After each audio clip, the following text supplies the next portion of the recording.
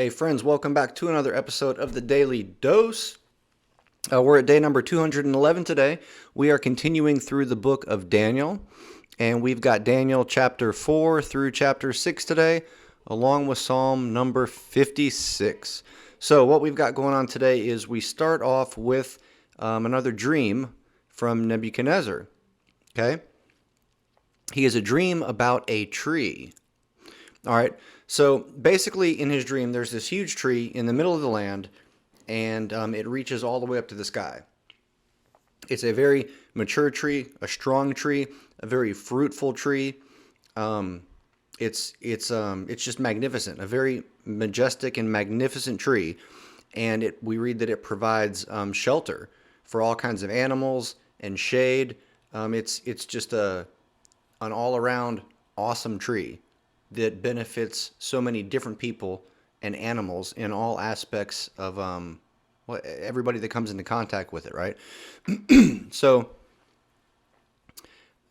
there's a holy messenger that comes down from heaven in this dream. And this messenger basically says, hey, it's time for this tree to be cut down. And not only for it to be cut down, but then the stump is to be taken and like bound up with metal bands. So so that it's imprisoned almost, right? Like it's trapped and nothing can really happen with it. So Nebuchadnezzar summons all of the wise men and the sorcerers and the magicians and yada, yada, yada, right? You get the point. And he tells them his dream, a little bit different than before. Before he said, you guys tell me my dream. But now he tells them the dream and he asks them to interpret it. So they're not able to do so. The king basically demands that Daniel come and interpret his dream, right? Because he knows that Daniel is good with dreams and visions. Daniel tells him that basically he is the tree, and in a sense, he is going to be cut down. And he's basically going to go crazy, kind of lose his mind, live in the wild, and he'll be living with the animals for a time, right? He'll be living with and as, kind of acting like an animal. So the dream ends up getting fulfilled. Daniel's prediction gets fulfilled. About 12 months later, we read that it comes to pass. Nebuchadnezzar loses it, kind of goes crazy, and he goes and he dwelt in the fields, and he lived like an animal with the animals. At some point, I don't know exactly how long this was from the time that he went crazy, but Nebuchadnezzar ends up, in a sense, humbling himself. He looks up to the heavens, and his sanity is restored, and then he praises God. Sorry, there's a fly perched on my camera. Sorry, there was a fly just chilling there. From the time I started the video, this little fly was just sitting there, wiggling his little wings. It was messing up my concentration. Anyways, excuse me. So, Nebuchadnezzar, his sanity is restored, and then he praises God. I find that interesting that someone who is apparently such a pagan, and from what we read about him, a relatively wicked person, he recognizes when God works a miracle in his life, and he gives God the glory and the praise for that. So, again, if any of y'all have read Daniel or grew up in the church, you've probably heard the story about the writing on the wall. And that's the part that we're about to get into, right? So, at some point later, Nebuchadnezzar's son, Belshazzar, threw this huge party, right? And so him and all of his guests, they were getting drunk. They were worshiping golden idols. I believe that they even called for the temple.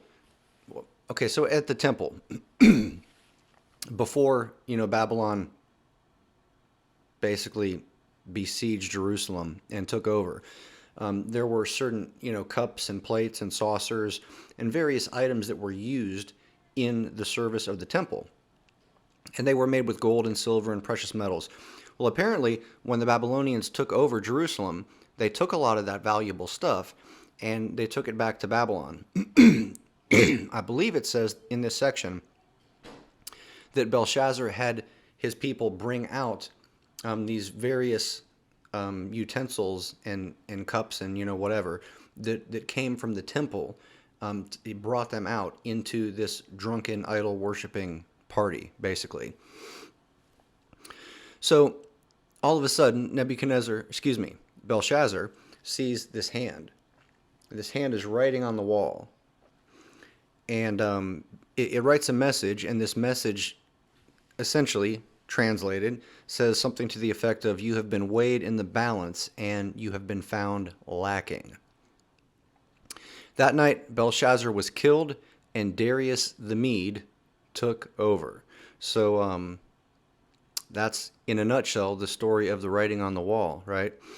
So Darius, he was part of the Medo-Persian Empire, right? They're the ones that came in and took out the Babylonians.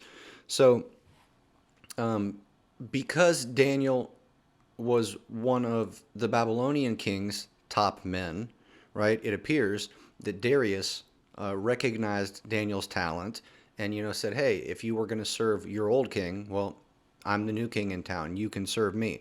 So Darius made Daniel one of his top men, but other people in Darius's cabinet were jealous, right?